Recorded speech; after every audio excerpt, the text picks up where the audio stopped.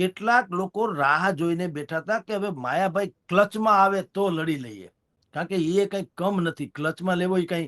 હવે ક્લચમાં શું છે, થોડાક સમય પહેલા લગભગ વર્ષ 2 વર્ષ પહેલા એક ગીગાભાઈ ભમ્મર કરીને એક સમાજના અગ્રણી છે, આહિર સમાજના છે આઈ થિંક.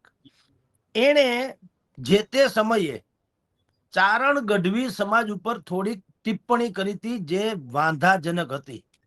કહેવાય છે કે એ સમયે માયાભાઈના ગ્રુપમાંથી જ એ બધા વિડીયો શેર થયેલા, વિડીયોની જે લીક થઈ બહાર બધામાં મોકલવામાં આવી, ઈ માયાભાઈના ગ્રુપમાંથી ગઈ એવું ન્યાના લોકો માને છે. ગીગાભાઈ ભમ્મરથી માંડીને બધા લોકો ટાંપીને બેઠા હતા કે તમે કેદી ક્લચમાં આવો, અમારો વારો. અત્યારે એવું કહેવાય છે કે જયરાજભાઈના ફાર્મ હાઉસમાં જે હુમલાખોરો તરીકે જે અત્યારે પકડાણા, એ જયરાજભાઈના ફાર્મ હાઉસમાં બેઠા હોય એવો એક ચહેરો, એવો એક વિડીયો છે.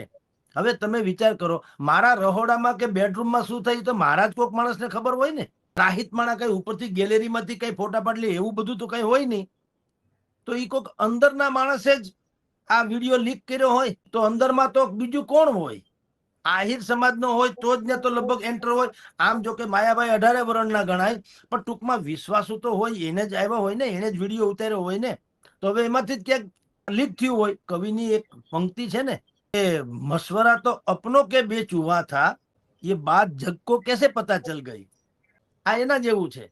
આ વિડીયો જયરાજભાઈનો જે સામે બેઠા છે બધા અપરાધીઓ અત્યારે પકડાયા છે ઈ છે.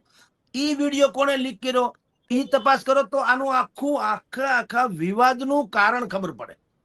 એમાં નવનીતભાઈ પાછા ગૌણ થઈ જાય, જેને માર ખાધો